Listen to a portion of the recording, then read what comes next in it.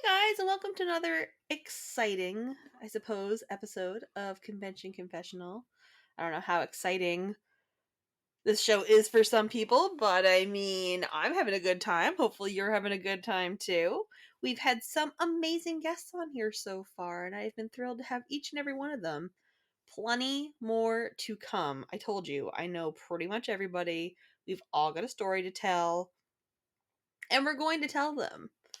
So, if you enjoy a good story time, have I got an episode for you today? I'm flying solo today. I think I've harassed my friends more than enough for the last couple of episodes to hook you all in. So now you're just stuck with me today. Uh, yeah. Hey. So, no, I'm just kidding. It's going to be a really good episode, I promise. I don't need my friends all the time, even though I miss all of them very much. And again, they have some great stories, more episodes to come. I will be harassing you all soon enough. Don't worry. Your time is coming, friends. But today I figured we would talk about those friends that aren't really friends anymore.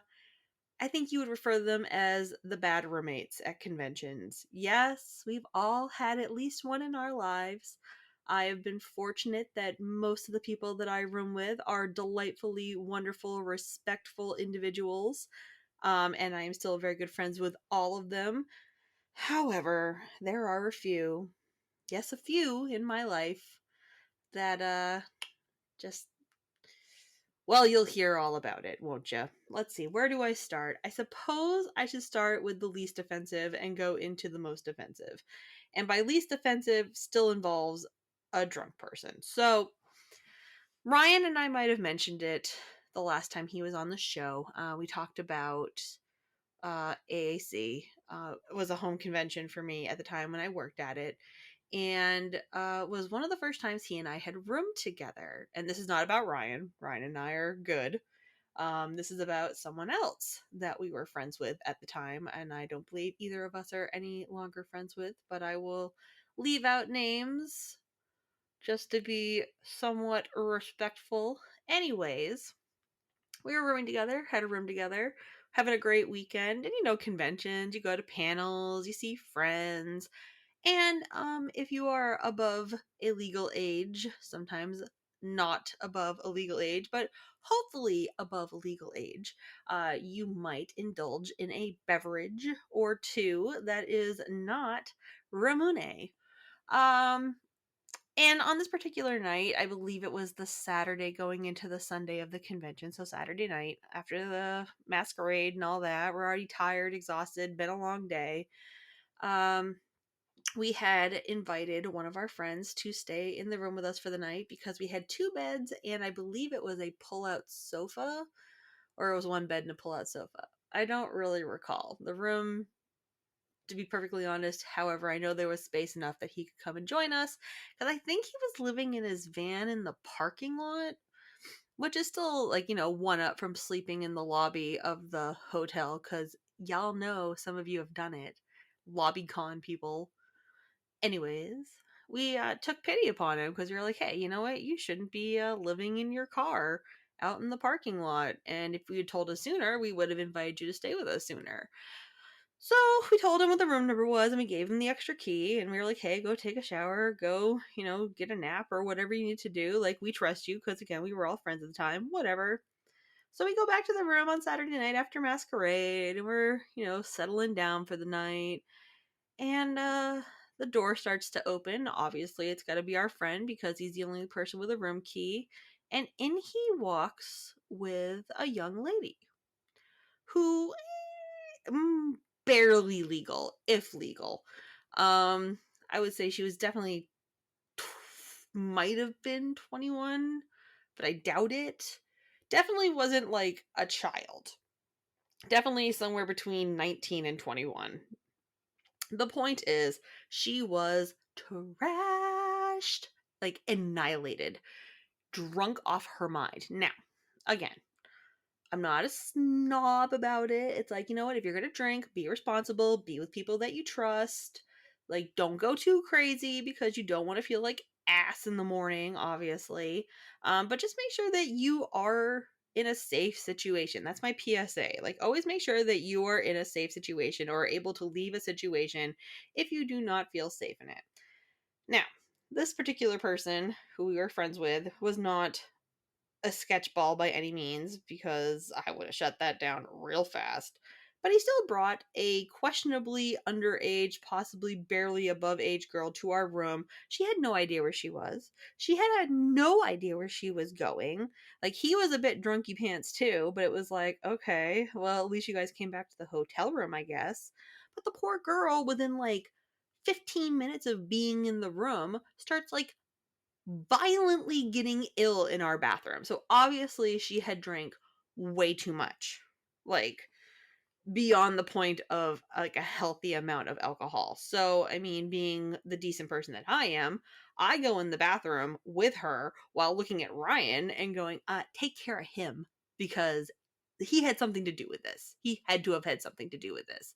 Like, there's no way that he just found this girl like this. Like, he had to be at wherever she was.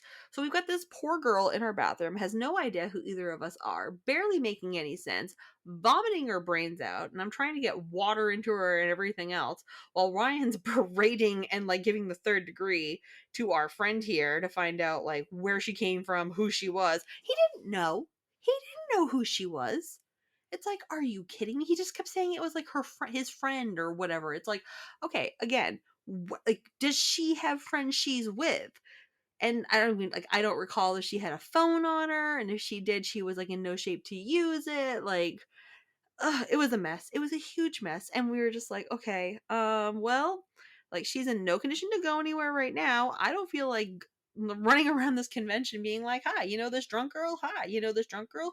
Because honestly, she shouldn't have been going out anywhere in the condition that she was. Thankfully, it didn't feel like a situation where we had to call like an ambulance or anything for her. Once she stopped vomiting her brains out, we got her tucked into the couch bed, and by the morning, she was gone. So was Nate. They had both left sometime in the night. I mean, I don't know when Ryan and I stopped raging about it, but they definitely, like, disappeared. Although Nate might have stuck around. I know she was definitely gone by the morning, so she must have woken up and been like, oh, God, what happened here? Nothing, by the way, because nothing happened. She passed out, and then we made sure that certain people kept their hands to themselves. So it was like, here, you stay in this bed over here, and you stay over there with that one. And such a mess. Such a messy situation. Don't ever bring drunk people that you don't know back to your hotel room. Okay, first of all. Second of all, don't put your friends in situations where they have to babysit the drunk person that you have brought back to the hotel room and have no idea who they are, so you can't even return them to their friends. That is so dangerous and stupid. And don't be that person. It's sketchy. We don't like it. Okay? So at the end of all of that, like, he ended up going back out to his car, and I think he just left for the day. I remember Ryan and I getting breakfast and literally sitting there in silence on the floor with the room service breakfast until finally I think Ryan just looked at me and goes, what the hell just happened? I was like, I don't know. I don't know what happened. And again, like, I've got to assume the girl woke up and just found her friends, like, knew which room to go back to and everything else the next morning. No one was looking for her, and I was on staff at the time, and if somebody had gone missing and reported it to staff, it would have gone through the entire staff to see if we, like, had known this girl.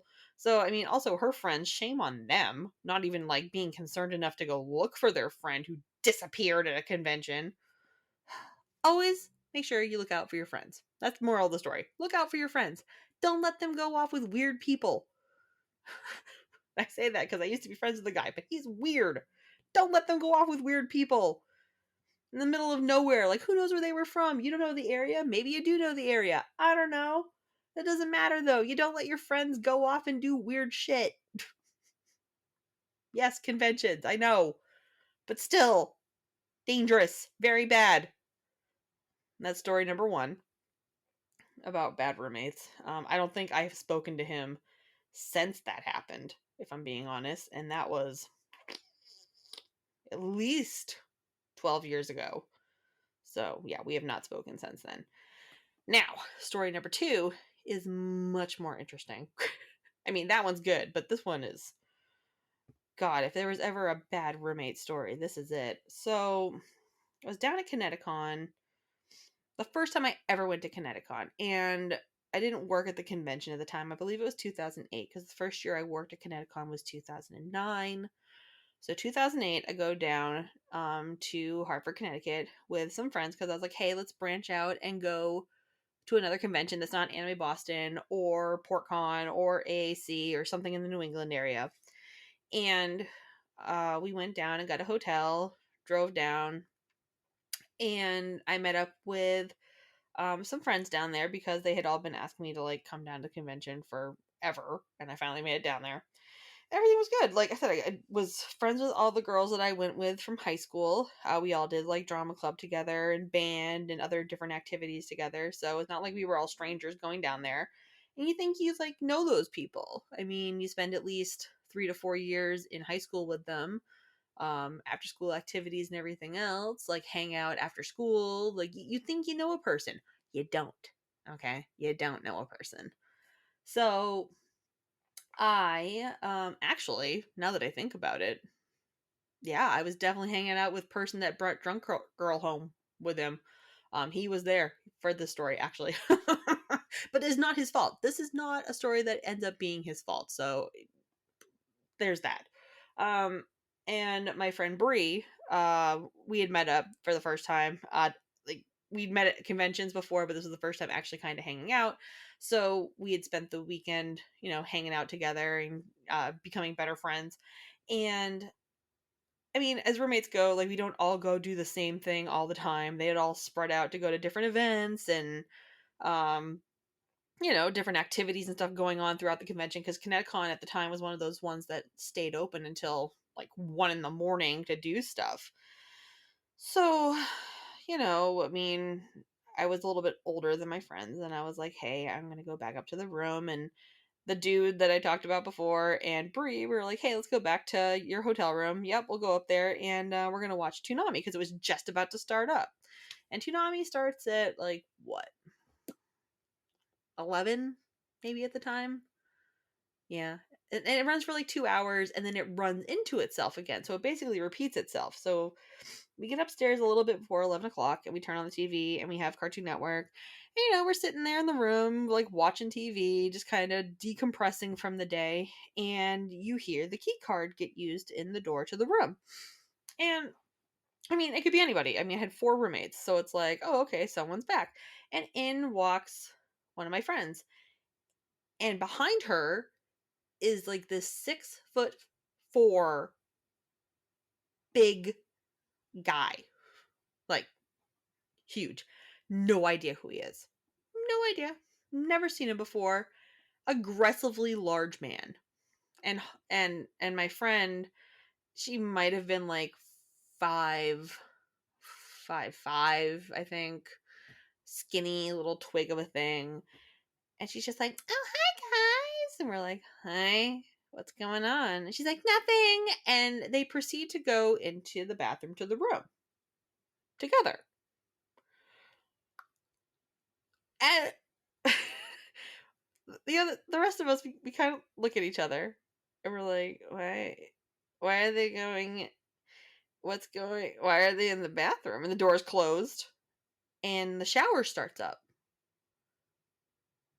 And I kind of look at Brie and I go, oh my God, they're going to fucking have sex in our bathroom. And they did. A lot. A lot. So the shower goes on for a while, turns off. You hear stuff moving around aggressively in the bathroom. Sink goes on, turns off, toilet flushes. Sink goes on, toilet flushes. And it was like this weird sequence of like everything in the bathroom. Like they must have gotten in and out of the shower at least 3 or 4 times. And I mean, it was it was one of those situations where it's like, okay, but Katie, why did you stay in the room so long if you knew that they were having sex in the bathroom? Well, the reason was, dear listener, if we left the room, they might have had sex on one or both of the beds.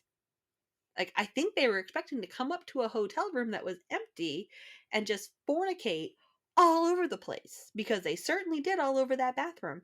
And I'm thinking to myself, I'm like, I need to leave this room and not be listening to this. But at the same time, if I leave, I will never be able to touch another surface in this place again. So I'm not leaving, because if I do, I'm going to sleep in a sex bed tonight. Ugh. Okay, great. So Bree didn't have to stay, and neither did this other guy, but they did, I think, more because they were just as invested in how long this was going to go on for as I was. And Toonami started at 11 o'clock, just about before they arrived, and at 1 in the morning, when Toonami restarted itself, or 2, whenever it restarts itself, they were still in there. Like, they spent at least 3 hours in that bathroom. And like all over the place. Like, again, like sinks going off and toilets going off and showers going off, and you can hear things, and we're trying not to laugh in the other room, but we're also trying not to pay attention to it. But of course it's hard when you know that there's like 2 people in there like getting it on.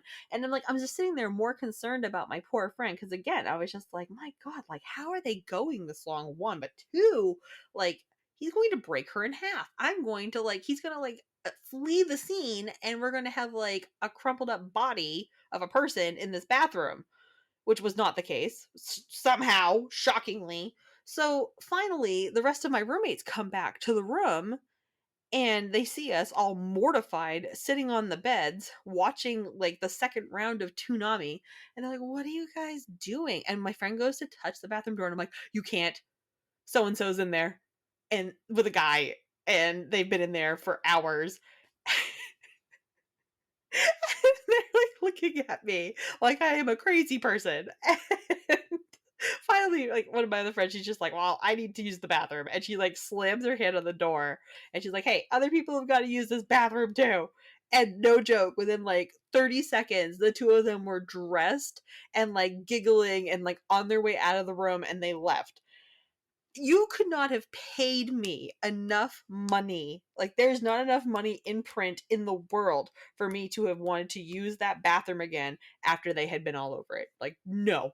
Mm-mm. Mm-mm. Mm-mm. Nope. Mm-mm.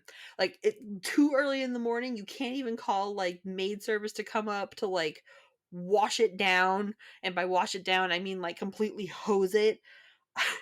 I remember, I think Bree's like roommates or whatever, they were either on the floor that we were on or like 2 floors down or something. But I definitely left after my roommates came back to go use that bathroom, because I was like, I will not use this bathroom. You guys have no idea what has been going on for the last like 3 hours. No.